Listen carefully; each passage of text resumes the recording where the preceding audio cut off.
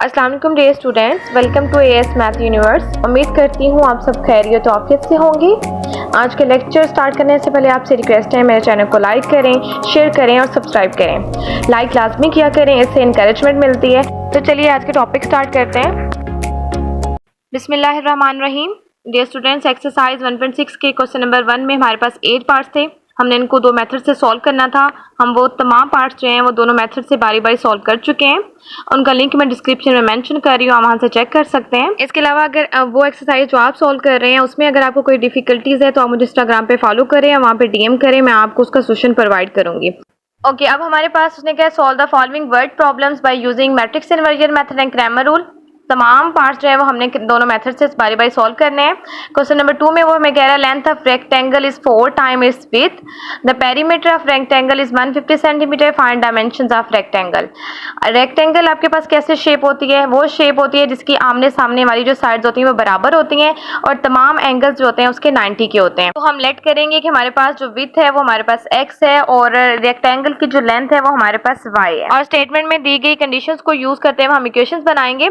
First of all उसने हमें कहा हुआ था कि आपकी जो लेंथ है यानी जो y है वो आपकी विड्थ x का 4 टाइम है, इस वजह से हमने y को लिखा इज इक्वल टू 4x। अब यहाँ से हम वेरिएबल्स को एक साइड पे लेके आएंगे, y माइनस 4x, इस साइड पे कोई वैल्यू नहीं है इसलिए 0, और इस इक्वेशन को हम अपने फर्स्ट इक्वेशन का नेम देंगे। सेकंड सेंटेंस में हमारे पास पेरीमीटर दिया गया है रेक्टेंगल का जो कि 150 सेंटीमीटर, हमने डायमेंशंस फाइंड आउट करनी है, यानी जो x और y साइड्स हैं इनकी वैल्यूज हमने फाइंड आउट करनी है। रेक्टेंगल का पेरीमीटर का फार्मूला हमारे पास होता है कि आप लेंथ को विड्थ में ऐड करें, उसके बाद उसको आप 2 से मल्टीप्लाई करते हैं, यानी उसको डबल कर दें तो वो आपका पेरीमीटर होगा। लेफ्ट साइड पे हमारे पास पेरीमीटर जो दिया गया हमें 150 सेंटीमीटर उसको लिखेंगे, और राइट साइड पर हमारे पास 2l प्लस w की जगह पे हम लिखेंगे y और x, क्योंकि लेंथ हमारे पास y थी और विड्थ हमारे पास x है। अब 2 को मल्टीप्लाई करेंगे अंदर 2y प्लस 2x और इस साइड पे 150 सेंटीमीटर। इक्वेशन को हम रीअरेंज कर रहे हैं, 2x plus 2y is equal to 150 centimetre. Equation को हम सेकेंड इक्वेशन का नेम देंगे। हमारी सेकेंड इक्वेशन में x की वैल्यू पहले है इसलिए हम फर्स्ट इक्वेशन को भी चेंज करेंगे, उसमें भी x की वैल्यू को पहले लेके आएंगे इसलिए माइनस कॉमन लेंगे, तो माइनस 4x प्लस 4x में चेंज हो जाएगा और प्लस y माइनस y में चेंज हो जाएगा और 0 साइड पे वैसे ही रहेगा। फर्स्ट मेथड हमारा मैट्रिक्स इन्वर्जन मेथड है। दोनों मेथड जब हम बनाते हैं तो इनमें फर्स्ट स्टेप में दोनों सेम प्रोसेस करते हैं, हम मैट्रिक्स फॉर्म बनाते हैं दोनों इक्वेशंस के कोफिशिएंट्स का। सबसे पहले 4 लिखेंगे और y का कोफिशिएंट यहाँ पे मौजूद नहीं है इसलिए उसकी जगह पे -1, 2 और 2। एक हम वेरिएबल का कॉलम मैट्रिक्स बनाते हैं और एक कांस्टेंट का मैट्रिक्स बनाते हैं, इस तरह इसको इक्वेशन की फॉर्म में ले आते हैं, फिर इनको नेम असाइन करते हैं। तो फर्स्ट मैट्रिक्स को a, वेरिएबल के मैट्रिक्स को x और कांस्टेंट के मैट्रिक्स को b का नेम असाइन करते हैं। सेकंड स्टेप में हम फार्मूला लिखेंगे कि हम कौन सा मेथड यूज कर रहे हैं, चूंकि हम मैट्रिक्स इन्वर्जन मेथड यूज कर रहे हैं तो उसका फार्मूला लिखेंगे। इस साइड पे x को वैसे रहने देंगे, a को हम बोथ साइड पे जब डिवाइड करते हैं इस साइड से वो कैंसिल हो जाएगा, और यहाँ पर जब a की पावर नीचे है तो वो प्लस में थी, जब हम ऊपर लेके गए उसको b के साथ मल्टीप्लाई की फॉर्म में लिखा तो वो हमारे पास इन्वर्स में आ गया। अब ये हमारी जो मेन इक्वेशन है इसको हम नेम दे देंगे थर्ड इक्वेशन का। इसके लिए हमने जो है सबसे पहले a इन्वर्स फाइंड आउट करना है, और a इन्वर्स के लिए हमें मालूम है कि हमें एडजॉइंट ऑफ a चाहिए और a का डिटर्मिनेंट चाहिए। a का डिटर्मिनेंट फाइंड आउट करने के लिए हम सबसे पहले ब्रैकेट्स को मॉड में चेंज करते हैं और फिर डायगोनल एंट्रीज को मल्टीप्लाई करते हैं और माइनस करते हैं नॉन डायगोनल एंट्रीज की मल्टीप्लाई को। 4 to the 8 माइनस, जब ये प्लस माइनस माइनस हो जाएगा और 2 1 the 2, 8 माइनस माइनस प्लस 2, 8 में 2 ऐड करेंगे 10, तो a का डिटर्मिनेंट हमारे पास 10 है जो कि 0 के इक्वल नहीं है, इस वजह से ये नॉन सिंगुलर मैट्रिक्स हुआ, इसलिए हम इसको मजीद जो है वो सॉल्व कर सकते हैं। नेक्स्ट हमने इसी a मैट्रिक्स का जॉइंट फाइंड आउट किया, डायगोनल एंट्रीज को रिप्लेस कर दिया और नॉन डायगोनल एंट्रीज के हमने साइन चेंज कर दिए। a इनवर्स के फार्मूले में ऊपर हम एडजॉइंट ऑफ a लिखते हैं और नीचे a का डिटर्मिनेंट लिखा है। अब ये 10 जो है तमाम एंट्रीज को डिवाइड कर रहा है इसलिए इसको सेपरेट कर लिया। अब सिंप्लीफाई कर लेते हैं, 2 1 the 2, 2 5 the 10, 1 और 10 ऐसे ही लिखा रहेगा, 2 1 the 2, 2 5 the 10, 2 2 the 4 और 2 5 the 10। सिंप्लीफाई की वैल्यू के लिए हमने एक नया मैट्रिक्स बनाया है। अब ये हमारा रिक्वायर्ड a इनवर्स है।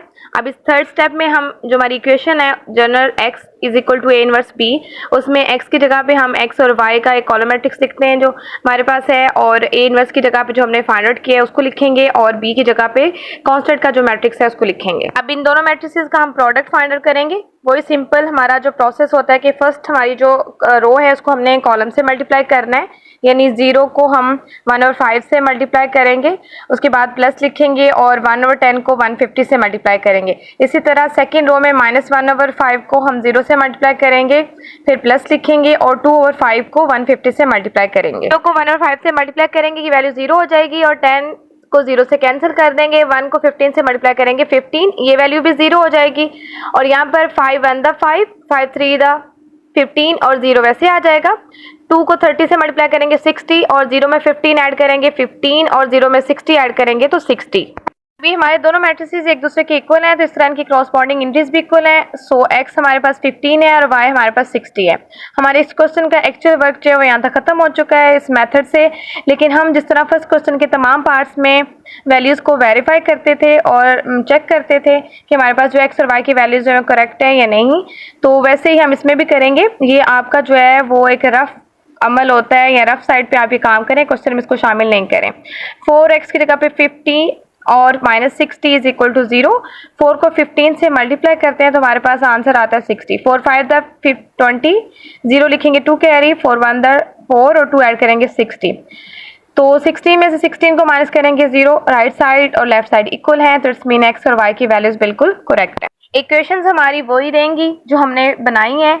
अब मेथड जो है हमारे पास सेकंड है क्रैमर रूल, उसको अप्लाई करेंगे और फर्स्ट स्टेप भी जो है वो दोनों मेथड्स में हमारे पास सेम ही होता है। इसमें हमने मैट्रिक्स फॉर्म बनानी होती है, मैट्रिसेस को नेम असाइन करते हैं। सेकंड स्टेप में हम डिसाइड करते हैं कि हम जो मेथड यूज कर रहे हैं उसका फार्मूला क्या होगा। x के लिए हमें x का डिटर्मिनेंट और y का डिटर्मिनेंट चाहिए, y के लिए y का डिटर्मिनेंट और a का डिटर्मिनेंट चाहिए। अब हमारे पास a मैट्रिक्स मौजूद है लेकिन ax और ay मैट्रिक्स मौजूद नहीं है, पहले उनको बनाएंगे। ax मैट्रिक्स बनाने के लिए हम x के कोफिशिएंट्स की जगह 0 और 150 लिखेंगे जो कि हमारे पास कांस्टेंट वैल्यूज हैं, और y के कोफिशिएंट्स -1 और 2 को वैसे लिखेंगे। इसी तरह जब ay का मैट्रिक्स बनाएंगे तो x के कोफिशिएंट्स 4 और 2 को वैसे लिखेंगे और y के कोफिशिएंट्स की जगह पे 0 और 150 लिखेंगे।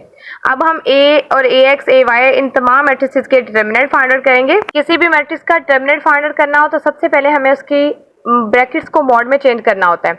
उसके बाद हम डायगोनल एंट्रीज को मल्टीप्लाई करते हैं। यहाँ पर हमारे पास डायगोनल एंट्रीज 4 और 2 है, माइनस लिखते हैं। उसके बाद नॉन डायगोनल एंट्रीज को मल्टीप्लाई करते हैं यानी -1 और 2 को मल्टीप्लाई करेंगे। 4 टू द 8, यहाँ पर प्लस माइनस माइनस, और जब ये बाहर वाली माइनस से मल्टीप्लाई हो जाएगा तो +2 में चेंज हो जाएगा। 8 में 2 ऐड करेंगे 10। इस मीन हमारा ए मैट्रिक्स जो है एक नॉन सिंगुलर मैट्रिक्स है। मजीद हम इस क्वेश्चन को है वो कंटिन्यू कर सकते हैं। इसी तरह हम ax मैट्रिक्स का डिटर्मिनेंट फाइंड आउट करेंगे। डायगोनल एंट्रीज है हमारे पास 0 और 2, उनको मल्टीप्लाई करेंगे, माइनस लिखेंगे और -1 और 150 को मल्टीप्लाई करेंगे। 0 को 2 से मल्टीप्लाई करेंगे तो हमारे पास आंसर आएगा 0। -1 और +150 को मल्टीप्लाई करेंगे तो -150, और बाहर वाले माइनस से मल्टीप्लाई होकर +150 आ जाएगा, और 0 में 150 ऐड करेंगे तो इस तरह हमारे पास ax का डिटर्मिनेंट 150 है। ay का डिटर्मिनेंट भी वैसे ही फाइंड आउट करेंगे। डायगोनल एंट्रीज हमारे पास 4 और 150 को मल्टीप्लाई करते हैं तो हमारे पास आंसर आता है 600, माइनस और 0 को 2 से मल्टीप्लाई करेंगे 0। अब मैं आपको यहाँ पे 150 को 4 से मल्टीप्लाई करके भी दिखा देती हूँ। 4 0 द 0, 4 5 द 20, 0 2 कैरी, 4 1 द 4 और 2 ऐड करेंगे तो 6।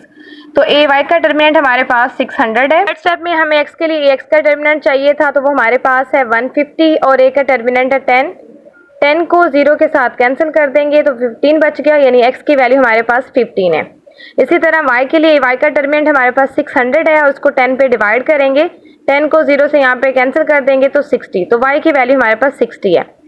और हमने x और y की वैल्यूज फाइंड आउट करनी थी जो कि हमारी रेक्टेंगल की डायमेंशंस थी।